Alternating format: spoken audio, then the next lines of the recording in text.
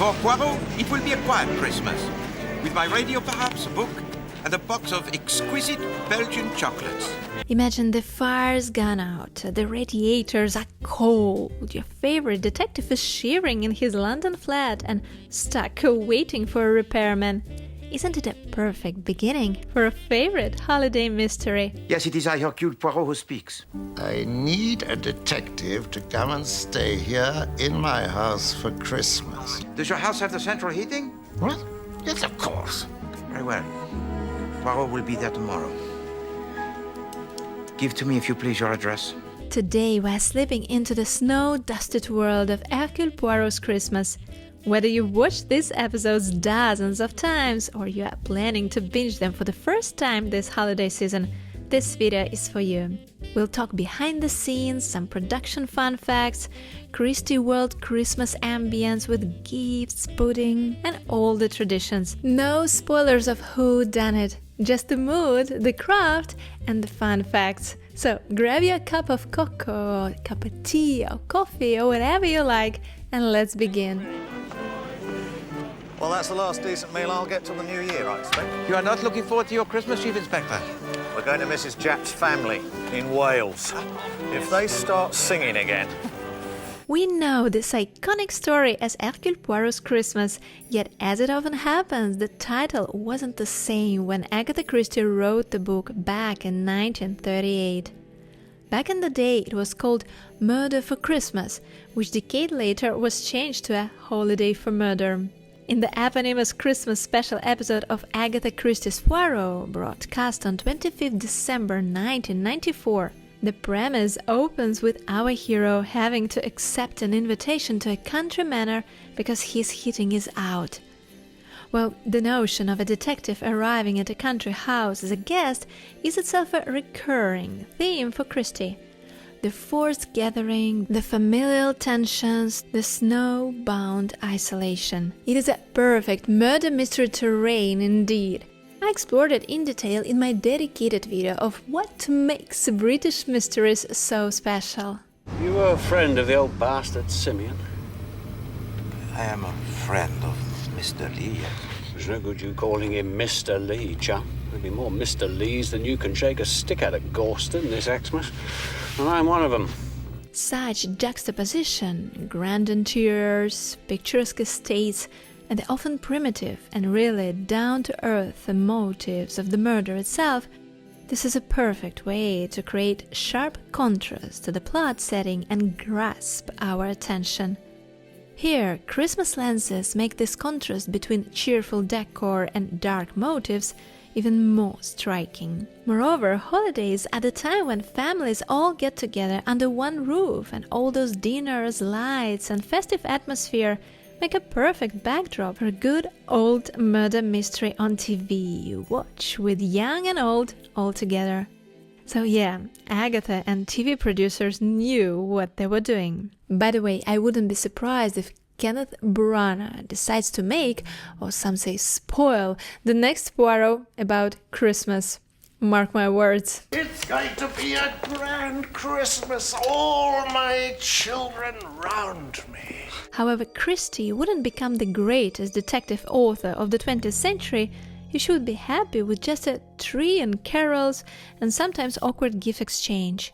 Her key protagonist here is a real sadistic patriarch who treats his family with cruelty and enjoys pitting them against each other. How else would you explain this exaltation when he decides to spice up that year's Christmas by summoning his family to his sitting room and faking a telephone call to his solicitor, announcing his intentions to make changes to his will? So, albeit a holiday-inspired episode, the main theme of it is not that light and fluffy at all.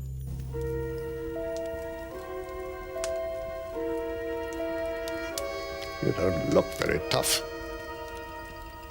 Hercule Poirot is a detective, not a bodyguard, monsieur. As it often happens, the TV movie version's plot differs from the original storyline. One of the changes is the replacement of the novel's Colonel Johnson with the familiar character Inspector Japp.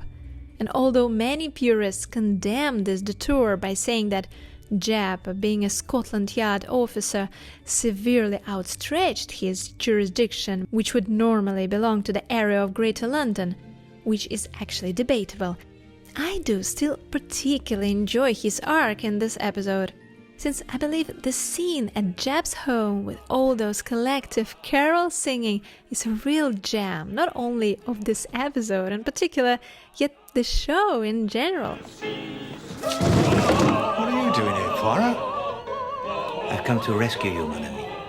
And their goofy gift exchange is just hilarious, wouldn't you agree? Both not used to expressing an affection for somebody, both forced into a situation when the bon ton or someone's wife prescribed this to happen, and in the end, both happy, yet not with the gifts, but rather with the fact that the artificial part is over. You're not going to wear them now, then? No, mon ami, this must be kept for best, huh? I shall wear them only when I go to church. In my video about the iconic places from the series, we already talked about the deliberate era choice for the entire series. Despite the fact that the books were written in different decades of the mid-20th century, the show producers decided to focus on the Art Deco epoch of the 1930s. And in this story, which I remind you was published in 1938, we have a perfect harmony. We can have a real glimpse into those times and see how they celebrated Christmas in different social strata back in the day. You see, my friend, he is a policeman. Oh. He won't be wanting the Sherlock Holmes detective set then. And so the costumes and the overall movie atmosphere of Old England suit the original story's setting perfectly. And yes, another kudos for director for such a perfect festive atmosphere, considering the fact that the episode was shot in April. So for those who want to put this story in your holiday watch list, it's Season 6, Episode 1.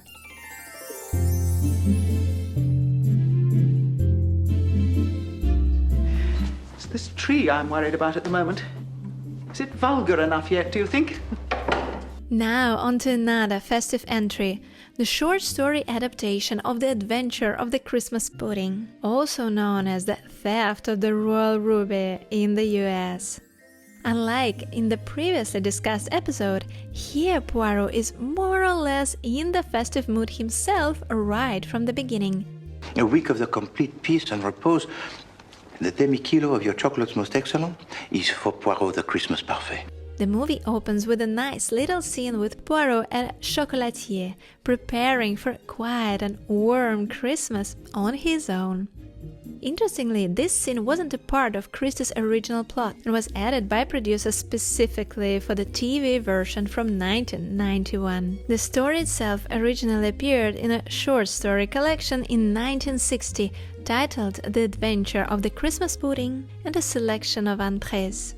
In this story, a priceless ruby goes missing during a festive country house Christmas celebration, and Poirot must uncover the clever trick hidden within the holiday traditions.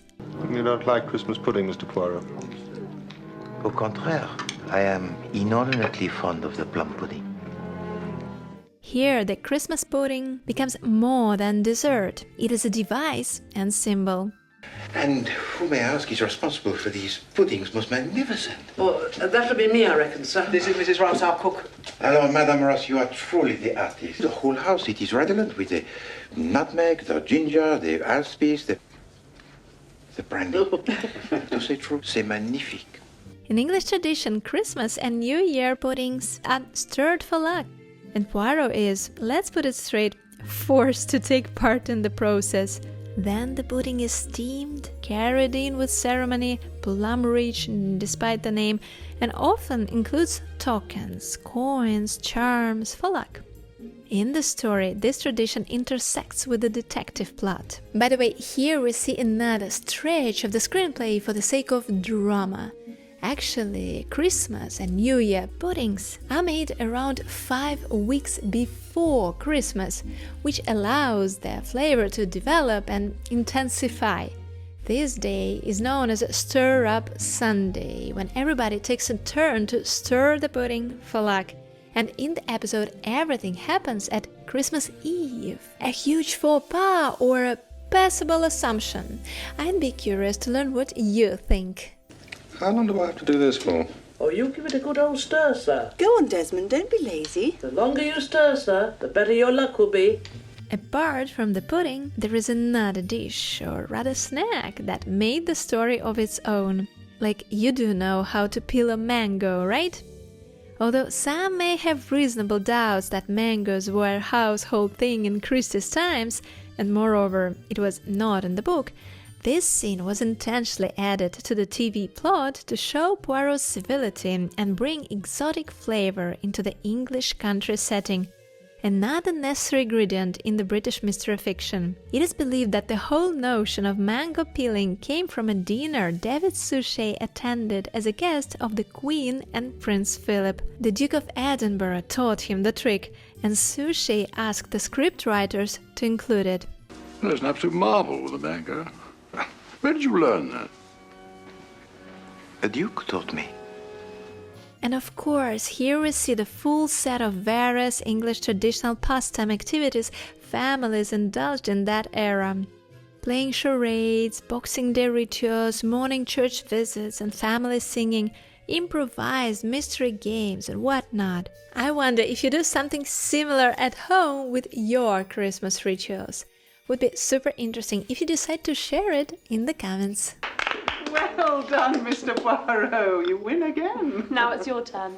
By the way, as opposed to the previously discussed episode, here we do not see the explicit symbols of Christmas like snow, for example. Some fans were really disappointed and believed this way the house looked sterile. I personally think that somehow the atmosphere is still perfectly readable as that of this most wonderful time of the year.